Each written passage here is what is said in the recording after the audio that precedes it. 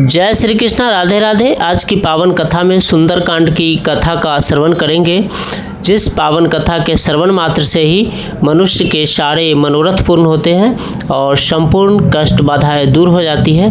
तो आइए सुंदरकांड की पावन कथा को सुनते हैं। इससे पहले अगर आपने इस चैनल को सब्सक्राइब नहीं किया है तो कृपया चैनल को सब्सक्राइब कर दीजिए, ताकि आने वाली हर धार्मिक कथाएँ सबसे पहले आप तक पहुँचे।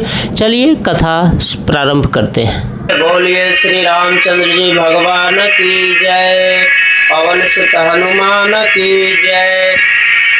वानर सुग्रीव ने सभी वानरों को आदेश दिया कि भिन्न भिन्न दिशाओं में जाओ और माता जानकी का पता लगाओ। जब तक माता जानकी का पता नहीं लग जाता है तुम लोग वापस नहीं आना। सभी वानरी सेनाएं माता जानकी का पता लगाने के लिए चली। सुग्रीव जी ने जो प्रधान योद्धा थे, मुख्य योद्धा थे, जैसे जामवंत जी, अंगद जी, श्री हनुमान जी, उन सबको कहा कि आप लोग दक्षिण दिशा की तरफ जाइए। वे सब लोग दक्षिण दिशा की तरफ चले। दक्षिण दिशा की तरफ बढ़े तो वहाँ बढ़ने के बाद सागर तट पर पहुँचने वाले थे, उससे पहले ही जामवंत जी ने इन सबको भगवान श्री राम की गुणों की कथा सुनाई। पहाड़ के गुफा में अंदर संपाति बैठा हुआ था, जो गिद्धराज जटायु का भाई था। उसने कहा कि भगवान ने आज तो बड़ी आहार दिया है, क्योंकि मैं कई दिनों से भूखा हूँ, इन सबको भरपेट खाऊंगा। संपाति गुफा से बाहर निकला, फिर इनकी मुलाकात इन सब वीर योद्धाओं से हुई। जटायु का समाचार सुना। संपाति ने अपने भाई जटायु को समुद्र किनारे तिलांजलि दी और फिर संपाति ने कहा कि मैं देख रहा हूँ कि माता सीता कहाँ है। संपाति जी ने इन सब से कहा, मैं देखूं तुम नाही, विद्य दृष्टि अपार, दूध गए उन्नत करते हो, कछुक सहाय तुम्हार। संपाति जी ने कहा कि मैं देख रहा हूँ, क्योंकि गिद्धों की दृष्टि अपार होती है, तुम लोग नहीं देख रहे हो। मैं बूढ़ा हो गया हूँ, नहीं तो कुछ न कुछ सहायता तुम्हारी मैं अवश्य करता। अब माता सीता के बारे में संपाति जी ने बताया कि वह रावण के यहाँ अशोक वाटिका में है। अब सभी वीर वहाँ से समुद्र तट पर आए। अब समुद्र पार जाने की बात हो रही है। समुद्र पार जाए तो कौन जाए। जामवंत जी कहते हैं कि मैं तो बूढ़ा हो गया हूँ, नहीं तो जब मैं जवान था और उस समय भगवान विष्णु ने जब वामन रूप धरा था, यानी वामन अवतार लिया था, तो मैंने उनकी उसी क्षण में 7 बार परिक्रमाएं कर ली थी। अब तो मैं बूढ़ा हो गया हूँ, मेरे शरीर में बल नहीं रहा। अंगद जी कहते हैं कि जाने को तो मैं जाऊंगा, लेकिन वापस आने में संदेह है। अब जामवंत जी श्री हनुमान जी को कहते हैं, कहीं ऋषपति सुनो हनुमाना, का चुप साधि रहे बलवाना, पवन तनय बल पवन समाना, बुद्धि विवेक विज्ञान निधाना। हनुमान जी से जामवंत जी ने कहा कि हे हनुमान जी, आप तो बहुत बड़े भगवान हैं, क्या चुप्पी साध रखे हुए हैं। तुम पवन के पुत्र हो, बल में पवन के समान हो, तुम बुद्धि विवेक और विज्ञान के खान हो। फिर भी हनुमान जी ने जामवंत जी के बातों का कोई उत्तर नहीं दिया। तब जामवंत जी ने कहा, कवन सो काज कठिन जग माही, जो नहीं होई तात तुम पाही। कि हे श्री हनुमान जी, जगत में कौन ऐसा काम है जो आपसे नहीं हो सकता है। और फिर जामवंत जी ने कहा, राम काज लगी तब अवतारा, सुनते भय पर्वताकारा। जब श्री जामवंत जी ने श्री हनुमान जी को कहा कि आपका अवतार तो श्री राम जी के कार्य के लिए हुआ है, जैसे ही श्री हनुमान जी ने सुना राम जी के कार्य, हनुमान जी तुरंत पर्वताकार हो गए और सोने का रंग शरीर पर तेज सुशोभित है, मानो पर्वतों का दूसरा राजा है, सुमेरु पर्वतों के समान हो गए। हनुमान जी बहुत पर्वताकार हो गए और वे समुद्र को लागने के लिए तैयार हो गए। अब श्री हनुमान जी अपनी पूरी वेग के साथ समुद्र को लांघ के लंका जाते हैं। उससे पहले हम सुंदरकांड में प्रवेश करेंगे। बोलिए श्री हनुमान जी महाराज की जय। अब चलिए सुंदरकांड की पावन कथा का श्रवण करेंगे। पहले गोस्वामी जी ने लिखा है, जो श्लोक उसका श्रवण करते हैं। शांतम शाश्वतम प्रेमग्नम निर्वाण शांति प्रदम वर्मा शंभु फणीन्द्र सेव्य मनीषम वेदांत वेद्यम विभुम रामाख्यम जगदीश्वरम सुरगुरुम माया मनुष्यम हरि वंदेऽहं करुणाकरं रघुवरं भूपाल चूड़ामणि नान्या अस्पृहा रघुपति हृदय स्मृतिये सत्यं वदामि च भावानखिलन्तरात्मा भक्तिं पर्यक्ष रघुपुंगम निर्भरा मे कामादिदोषरहितं कुरु मानसं च अतुलित बलधामं हेमशैलावदेहं तनुजवन कृशानं ज्ञानिनामग्रगण्यं सकल गुण निधानं वानराणां धीशं रघुपति प्रिय भक्तं वात जातं नमामि। राम सिया राम जय जय राम, राम सिया राम जय जय राम। तो सुंदरकांड की पावन कथा में श्रवण करते श्री हनुमान जी को जामवंत जी के वचन अच्छे लगे। अब कौन से वचन अच्छे लगे? क्योंकि श्री जामवंत जी ने तो हनुमान जी को बहुत से वचन कहे थे। श्री हनुमान जी को जामवंत जी ने कहा था, कहीं रिक्षपति सुन हनुमाना, काटु प्रसादी रहो बलवाना, पवन तनय बल पवन समाना, बुद्धि विवेक विज्ञान निधाना। जामवंत जी ने हनुमान जी को तरह तरह के वचन कहे थे, लेकिन हनुमान जी लंका आने को तैयार नहीं थे। तब श्री जामवंत जी ने हनुमान जी को कहा था, कवन सो काज कठिन जग माही, जो नहीं हो हितात तुम पाही, राम काज लगी तब अवतारा, सुनत भय पर्वताकारा। श्री जामवंत जी ने हनुमान जी को कहा था कि राम काज लगी तब अवतारा, सुनत भय पर्वताकारा। जैसे ही श्री हनुमान जी ने सुना कि राम काज के लिए मेरा अवतार हुआ है, तुरंत पर्वताकार के समान हो गए। और यही बात श्री हनुमान जी को अच्छी लगी। अब श्री हनुमान जी कैसे बन गए? कनक वरन तन तेज विराजा, मान हुआ पर गिरिन करे राजा। और श्री जामवंत जी के वचनों को सुनकर श्री हनुमान जी हृदय से बहुत प्रसन्न हुए। और तब उन्होंने कहा, क्या कहा कि भाई तुम लोग दुख सहकर कंदमूल फल खाकर मेरी राह देखना। तब लगी मोहि परखाऊं तुम भाई, सही दुख कंदमूल फल खाई, जब लगी आवो सीत ही देखी, होयु काज मोहि हर सभी सेखी। यह कही नाई सवन कऊ माथा, चले हर्षि धरि रघुनाथा। श्री हनुमान जी ने कहा कि अब मैं राम काज करने के लिए समुद्र पार जा रहा हूँ, तुम लोग दुख सहकर कंदमूल फल खाकर मेरी राह देखना। और जब तक मैं श्री सीता जी को देखकर लौट ना आऊँ, काम तो अवश्य होगा क्योंकि प्रभु श्री राम का कार्य है, कार्य होने में संदेह नहीं है, लेकिन जी को लौट कर नहीं आऊँ, तब तक आप लोग मेरा प्रतीक्षा कीजिएगा।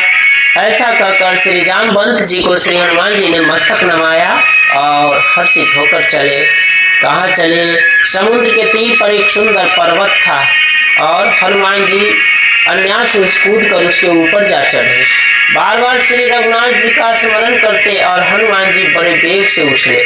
जही गिरि चरण दे हनुमंता, चले सुगा पाताल तुरंता, जिमी अमोघ रघुपति करवाना, ये भांति चले हनुमाना। अब श्री हनुमान जी जिस पर्वत पर पैर रखते हैं वह पर्वत पाताल की ओर चले जाता है। पाताल चले जाने का मतलब क्या है? यानी पर्वत तो विशाल है ही, लेकिन श्री हनुमान जी इतने बड़े वेग से जा रहे हैं, राम कार्य करना है, इतने बड़े विशाल काय है कि वह पर्वत भी छोटे से कंकर के समान लग रहा है। जिस पे चरण रखते हैं तुरंत पाताल की ओर धंस जाता है। श्री हनुमान जी इस तरह से चल रहे हैं जैसे प्रभु श्री राम द्वारा छोड़ा गया बाण है। जी मियवोग रघुपति करवाना, ए ही भांति चले हनुमाना। जैसे श्री रघुनाथ जी का बाण हो, इसी तरह से श्री हनुमान जी चले जा रहे हैं। जले भी रघुपति दूत विचारी, तय मैनाक हो ही श्रमहारी।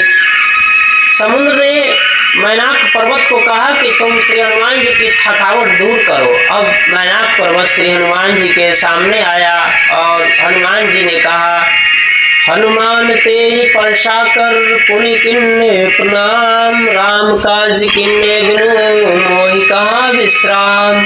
श्री हनुमान जी ने उस मैनाक पर्वत को कहा कि मुझे भगवान श्री राम का काज किए बिना आराम कहाँ है, विश्राम कहाँ करना है, इसलिए मुझे अब जाने की अनुमति दीजिए। श्री हनुमान जी ने उन्हें हाथों से छुआ। अब श्री हनुमान जी को जाते हुए किसने देखा? जाते पवन सुत देवन देखा, जाने कहूँ बल बुद्धि विशेखा। सुरसा नाम अहिन्न के माता, पठ नहीं आई कहीं तेहि बाता। देवताओं ने श्री हनुमान जी को जाते हुए देखा तो उन्होंने इनके बल और बुद्धि की था लेने के लिए, परीक्षा लेने के लिए सुरसा नामक सर्पों की माता को भेजा। अब ये सुरसा कौन है? यह सुरसा हमारे सामने खड़ी एक इच्छा है जो मुंह बाए खड़ी है। यह सुरसा कौन है? यह सुरसा एक इच्छा है, हमारे मनुष्यों के अंदर की इच्छा है जो बहुत बड़े मुंह किए हुए खड़ी है। सुरसा ने श्री हनुमान जी को देखा। आज सुरन मन दिन आहारा, सुनत वचन कह पवन कुमारा। राम काज करू फिर मैं आवे, सीता कहीं सुध तुए सुनावे। तब तब बदन पैठ आई, शक्ति कहूँ मैं जान दे माई। श्री हनुमान जी बड़ी विनम्रता के साथ उससे पेश है। श्री हनुमान जी ने माता कहा सुरसा को और कहा कि माता मुझे जाने दीजिए, मैं भगवान श्री राम का कार्य करने के लिए जा रहा हूँ। जब कार्य करके वापस लौटूंगा तो मैं तुम्हारे सम्मुख स्वयं आ जाऊंगा। सुरसा हनुमान जी के किसी भी अनुनय विनय को मानने को तैयार नहीं है। वह प्रभु श्री राम के कार्य को भी मानने को तैयार नहीं है। वह तो कहते हैं कि मुझे किसी कार्य से जरूरत नहीं है, मुझे तो केवल आहार चाहिए और तुम आज मिल गए हो, इसलिए तुम्हें बिना खाए रहूंगी नहीं, तुम्हें जाने भी नहीं दूंगी। श्री हनुमान जी ने लाख उपाय किया कि माता आप मुझे जाने दीजिए, मैं जब प्रभु श्री राम का कार्य करके वापस लौट आऊंगा तो मैं आपके सम्मुख स्वयं आ जाऊंगा। सुरसा ने माना नहीं। तब कवन हो जतन दे नहीं जाना, गर्ष सिंह मोहि कहु हनुमाना। तब श्री हनुमान जी ने कहा कि तो फिर मुझे खा लो। अब सुरसा ने क्या किया? जो जन भरते ही बदन पसारा, कपितनु किन्नी दुगुन विस्तारा। सोरह जो जन मुख ते ठाऊ, तुरत पवन सुत 32 भयऊ।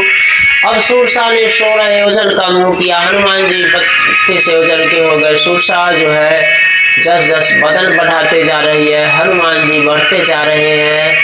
अब यहाँ आप इच्छाओं के सम्मुख जितने झुकेंगे इच्छाएं आपकी बढ़ती चली जाएगी। अब हनुमान जी ने विचार किया। हनुमान जी हमारे जीवन का एक सुंदर आदर्श प्रस्तुत कर रहे हैं। इच्छाओं के सामने छोटा हो जाना है। जब इच्छाएं बढ़ने लगे तो अपनी इच्छाओं को छोटा कर लेना चाहिए। अब हनुमान जी ने क्या किया? सतयोजन ते आनन किन्ना, यति लघु रूप पवन सुत लिन्ना। 100 योजन का सुरसा ने मुंह किया, हनुमान जी बहुत छोटे से हो गए, मुंह से घुसे और नाक की तरफ से निकल गए, सुरसा को पता ही नहीं लगा। अब हनुमान जी ने सुरसा से विदा मांगा। सुरसा ने कहा कि मैंने तुम्हारे बुद्धि विवेक को देख लिया है, तुम अवश्य प्रभु श्री राम का काम करोगे। मुझे तो देवताओं ने इसलिए भेजा था, संदेह था कि हनुमान जी श्री रामचंद्र जी का कार्य कर पाएंगे या नहीं। मैं इसी संदेह को मिटाने के लिए आई थी। आज मैं समझ गई कि तुम प्रभु श्री राम का काम करोगे। ऐसा कहकर सुरसा चली गई।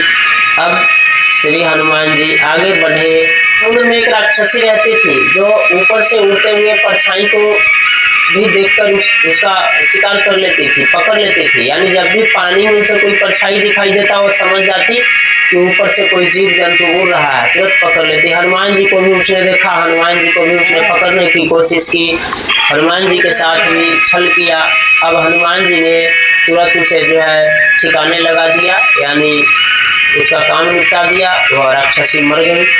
अब जो है हनुमान जी समुद्र के पार गए, तरह तरह के फूल है, वृक्ष है, वन है, शोभा उद्यान बड़ी शोभा दे रही है, भौरे गुंजाल कर रहे हैं। हनुमान जी इन सबसे आगे बढ़कर गए, एक समय पहाड़ मिला, उस पहाड़ पर जाके चढ़ गया। आहा, कितनी सुंदर लंका है। अब लंका का दृश्य देखिए, अति उत्तम जल निधि चौपासा, कनक कोट कर परम प्रकाशा। विचित्र मणियों से बना हुआ लंका है, अंदर तरह तरह के सुंदर घर है, बाजार, सुंदर गलियां, सब कुछ है। अनगिनत वीर योद्धा उस नगर की रक्षा कर रहे हैं। वन बाग, उपवन बाग, बगीचे, तालाब, कुएं, फुलवारी, किसी चीज की कमी नहीं है। एक से एक बड़े योद्धा उस नगर की उस सीमा की रक्षा कर रहे हैं।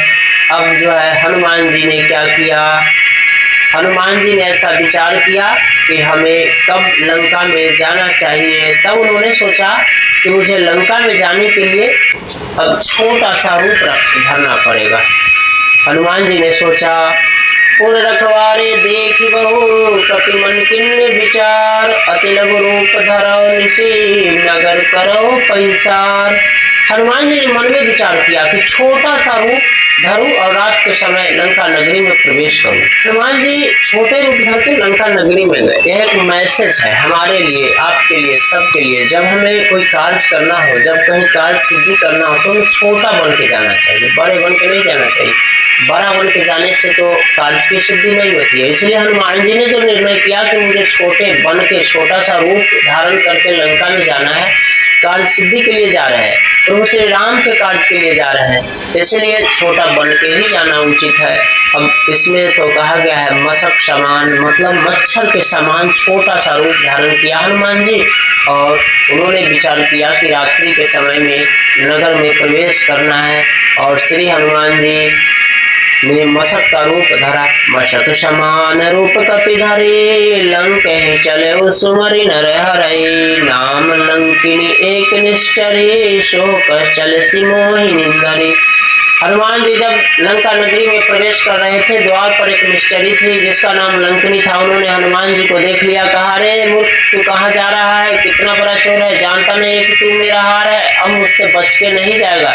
हनुमान जी ने एक घूसा मारा, मुठिका एक महाकपि हनि, रुधिर बमत धरनी धनमन्नी। उनका काम वही समाप्त हो गया, लुढ़क पड़ी पृथ्वी पर। उसने कहा कि जब मैं पहचान गया कि अब रावण के विनाश का, निश्चरों के विनाश का समय आ गया है, क्योंकि जब रावण ही ब्रह्मण दिन्ना, चलत विरंचिका मोहि चिन्ना, विकल हो सितय कपि के मारे, तब जान सुन सिचर संहारे। ताते मोरे अति पुण्य बहुता, देखो नयन राम कर दूता। पितात मेरा बहुत बड़ा पुण्य है कि मैंने राम के दूत को देख लिया। ब्रह्मा जी ने जब रावण को वरदान दिया था, तब मुझसे कहा था चलते वक्त कि जब तुम कपि के मारने से विकल हो जाओगी, समझ लेना निश्चर के संहार का समय आ गया है। इसलिए मैं बहुत धन्य हो गई कि रामदूत को अपने नेत्रों से देख पा रही हूँ। तात स्वर्ग अपवर्ग सुख, धैर्य तुलाय के अंग, तुलनताय सकल मिले, जो सुख लो सत्संग। अब श्री हनुमान जी लंकनी से हिसाब किताब करके लंका नगर में प्रवेश करते हैं, तो इसकी कथा कल हम श्रवण करेंगे।